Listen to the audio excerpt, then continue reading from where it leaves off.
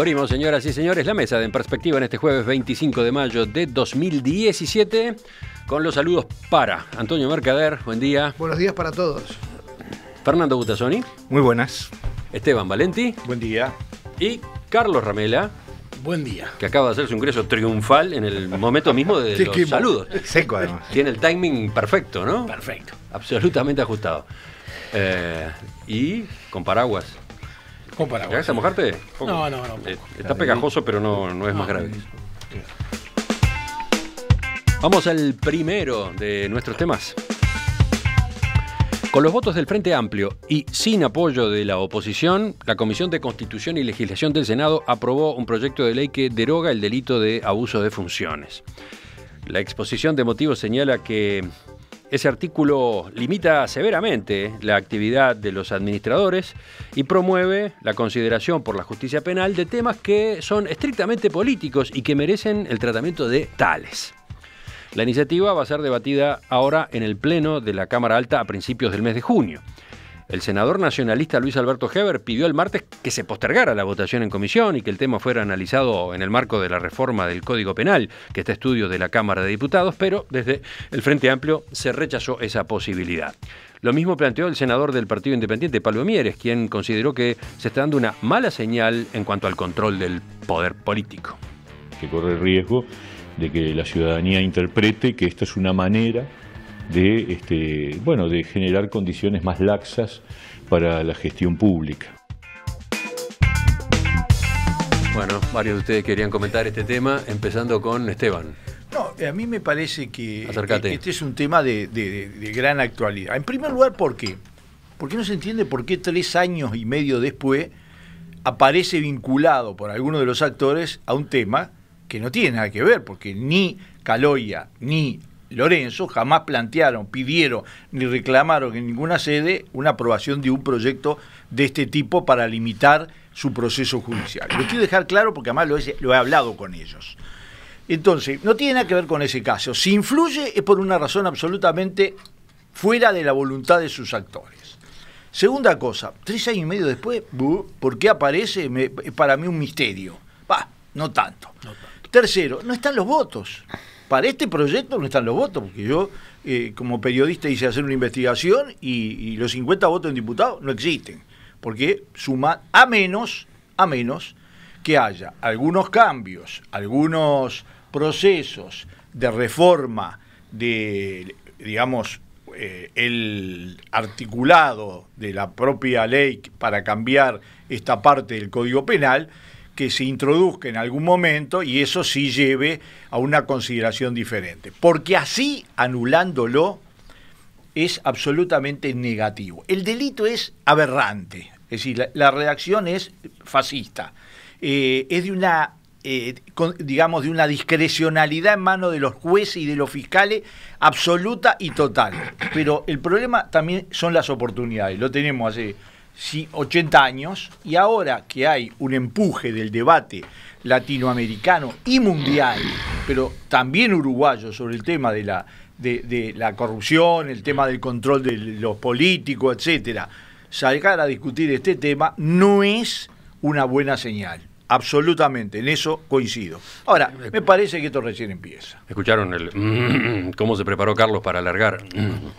Va. Bueno, no, yo hace ya creo que varios años en esta mesa, cuando el tema se abordó en alguna oportunidad, dije que este era un delito peligroso, incluso fascista, como dijo Esteban recién, mal estructurado, general, residual, que contradice los principios del derecho penal. En eso no creo que haya dos opiniones y la cátedra es terminante al respecto.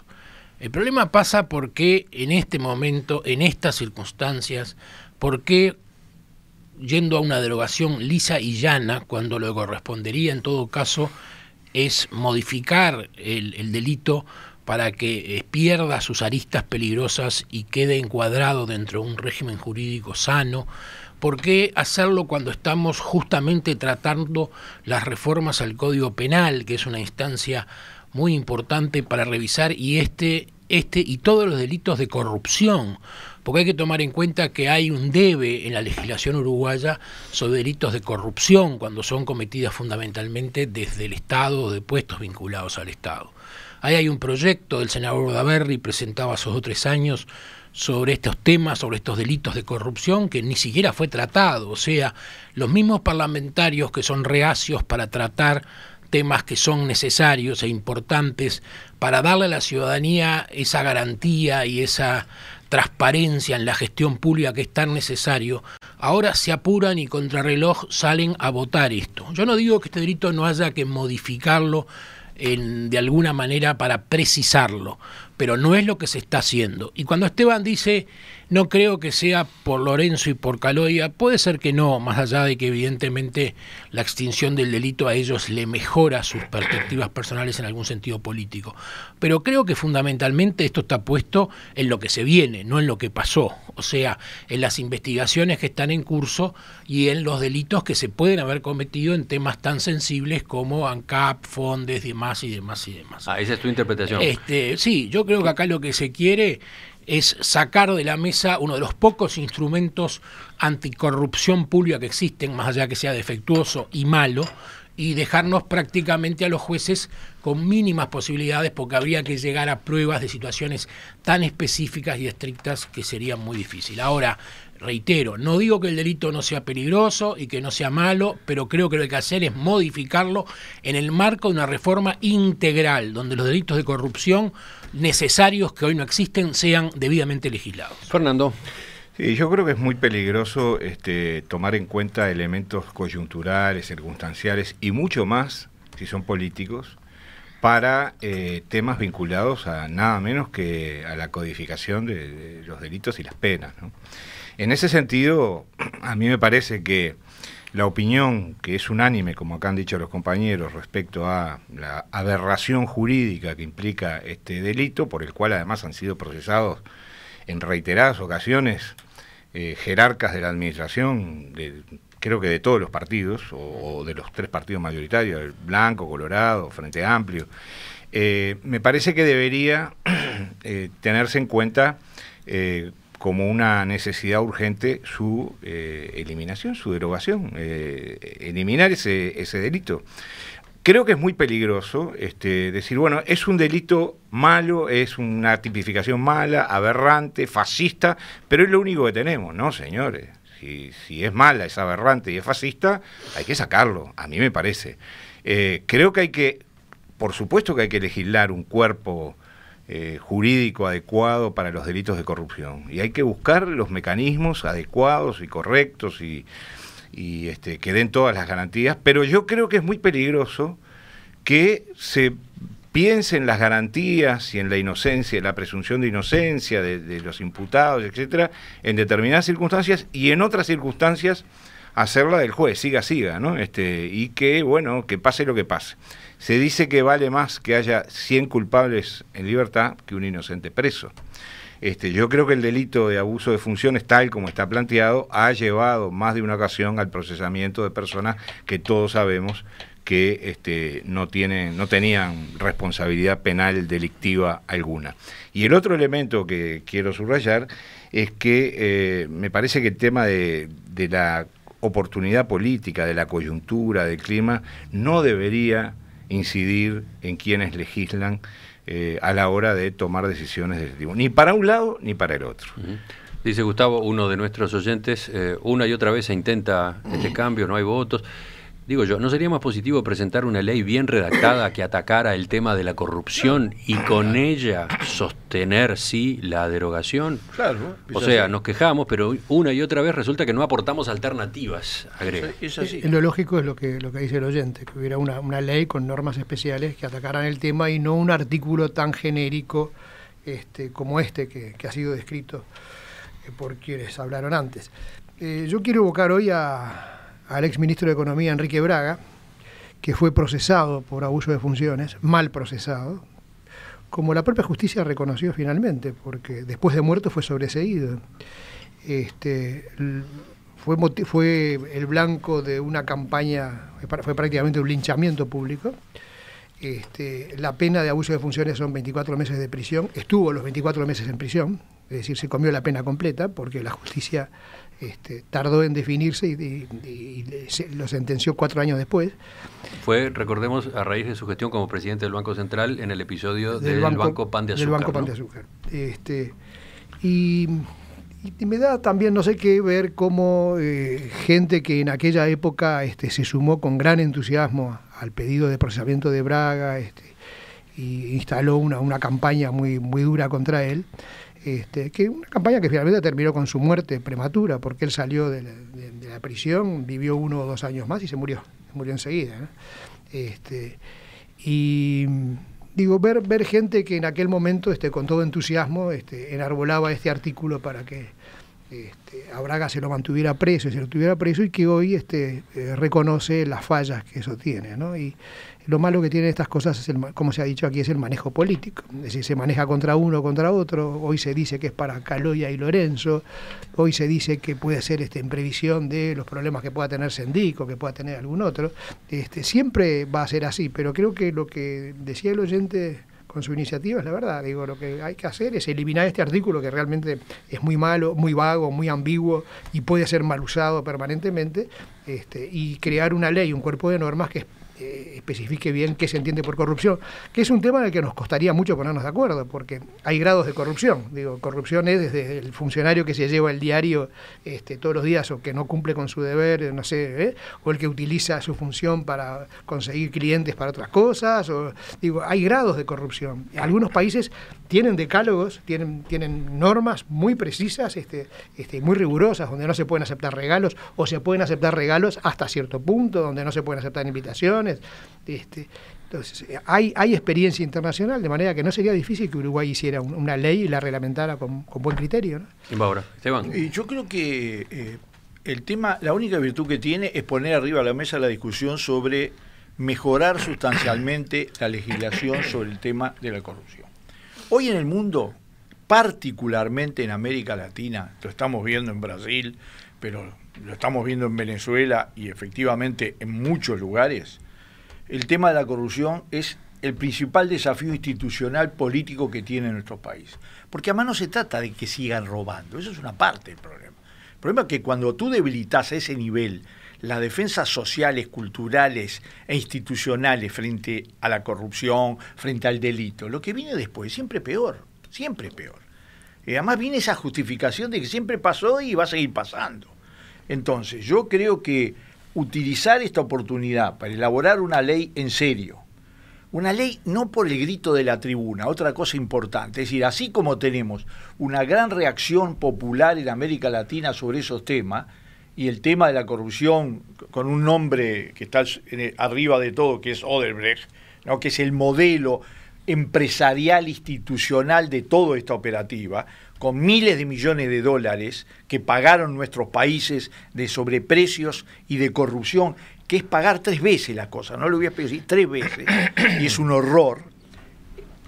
Partir del criterio de que usando las mejores experiencias internacionales y también la experiencia uruguaya, la clase política uruguaya, los sectores políticos uruguayos se pusieran de acuerdo entre todos de que esta ley efectivamente sirve para un lavado y un fregado y es un horror, y ha servido para de todo, y eso es muy malo, y además le da poderes a un poder del Estado que no tiene, el Poder Judicial le da poderes que no son de ese poder, porque los errores administrativos no son castigables por la ley penal, por lo tanto eso es un aspecto muy peligroso, pero yo creo que lo único mérito que puede tener es poner en debate una cosa seria, profunda, no dejar todo como está, porque eso es una tendencia que tenemos nosotros. Es decir, lo malo, es mejor tener lo que ya tenemos y entonces dentro de 10 años empezamos a discutir el tema nuevo. No, vayamos a fondo, incluso seamos más rigurosos, porque es cierto lo que se plantea de que hay diferentes grados de corrupción, y para eso está la ley penal, hay diferentes penas.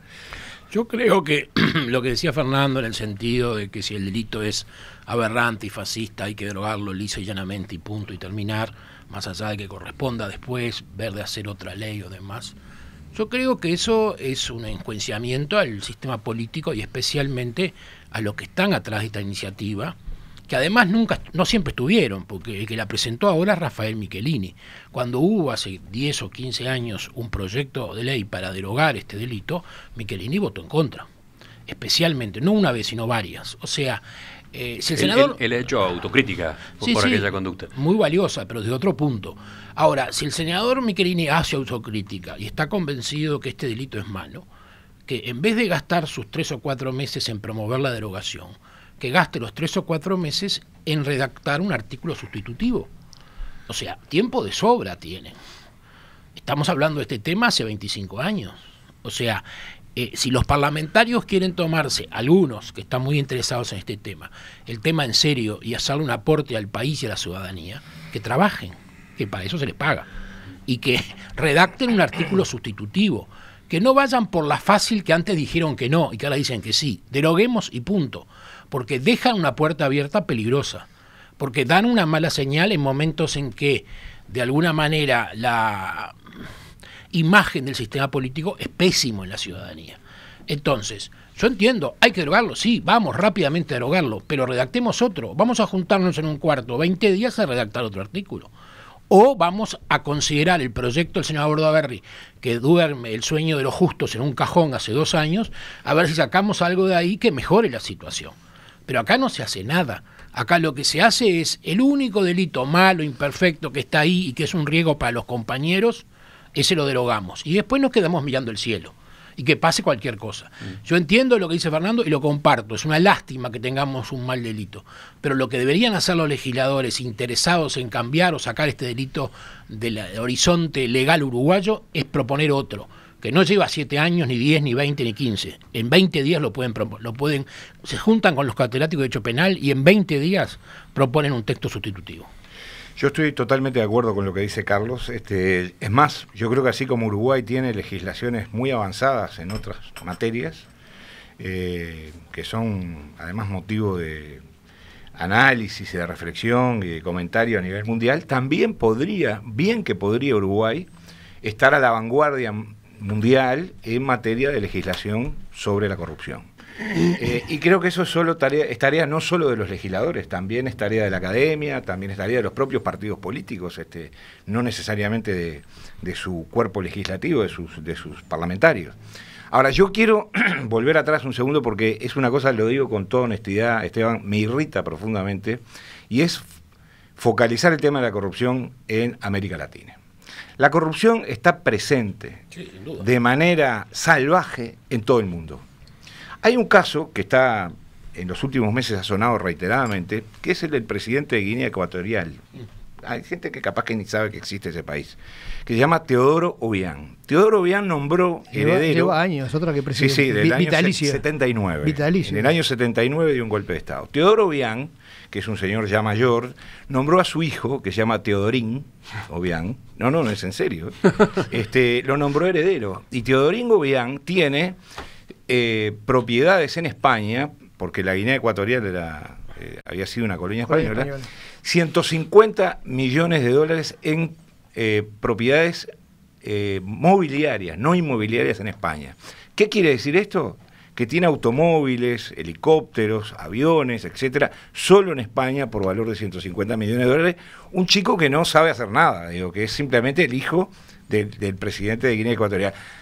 Esa corrupción africana tan lejana a nosotros está alimentada por grandes empresas occidentales, españolas, francesas y alemanas, que han hecho zona, coto de caza de Guinea Ecuatorial y de otros países africanos que también están sumidos en la miseria y en la corrupción de sus gobernantes. Hay corruptores también.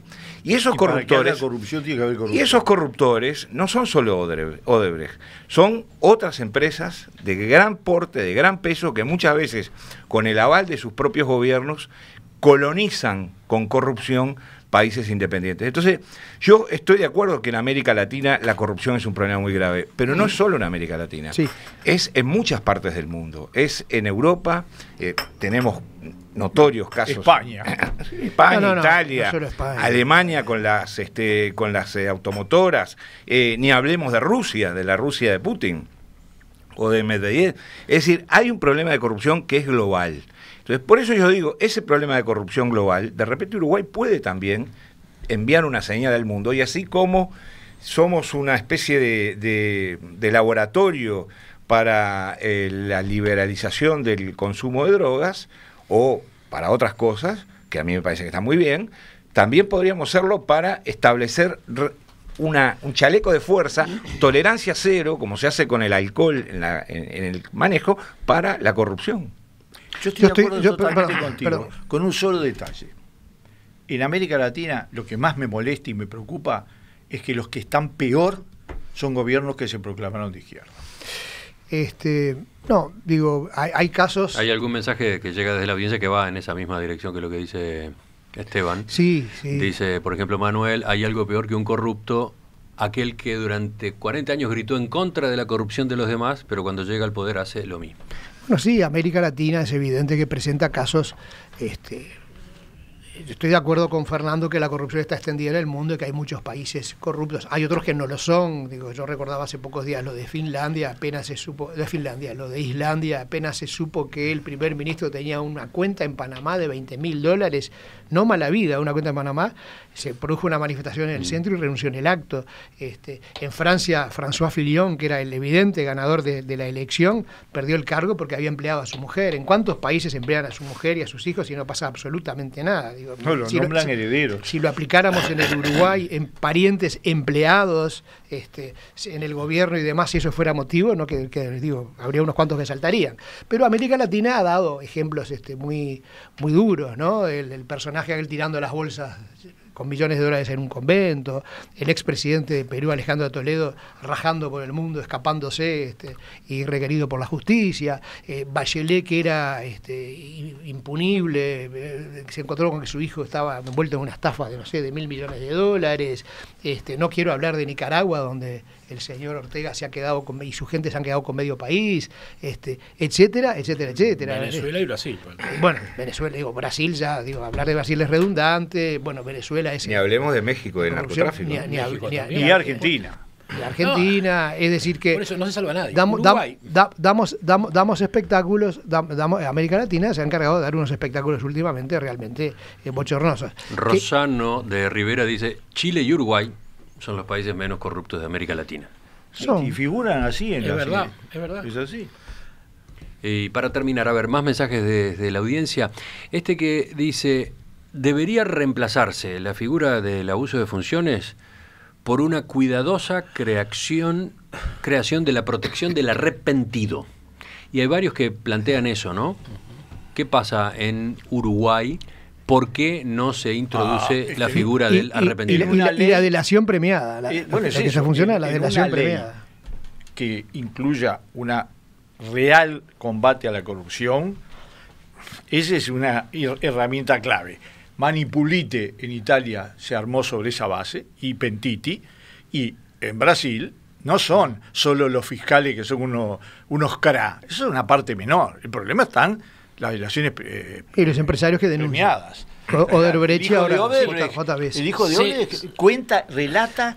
Yo ayer me mandaron un video de Angola donde Odebrecht pagó $50 millones para la campaña de reelección del presidente de Angola, y lo dice una mujer de una agencia de publicidad con todas las letras, sin ningún problema. Yo reconozco que la delación premiada ha resultado ser un instrumento eficaz.